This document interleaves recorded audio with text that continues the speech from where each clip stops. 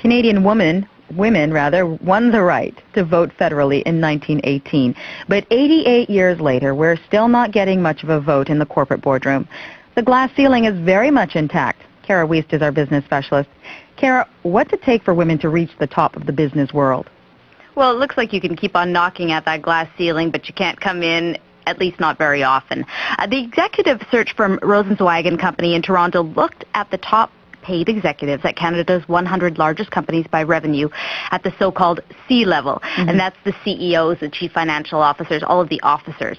And it turns out that less than 5% of the executives holding keys to the top offices are women. So that means only 23 women out of 497 people made that cut, and only one of them was a chief executive officer. And just to put that in perspective, women make up more than 46% of the workforce. So as managing partner Jay Rosenzweig put it to me this morning, the numbers just don't jive. And while he and his colleagues knew there would be an underrepresentation of women, the findings even shocked them. Now, what I thought was interesting, in Norway, there is a law that came into effect that the boards of these big companies have to have 40% women on them, or else they'll disband the company. And apparently Canada is losing women to countries like this that are more progressive.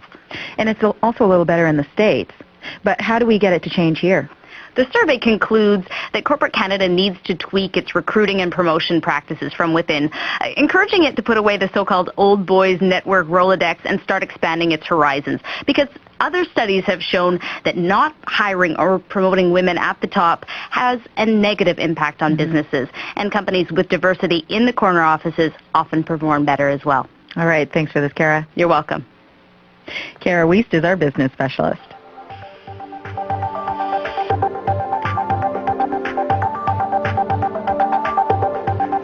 That's your world this hour.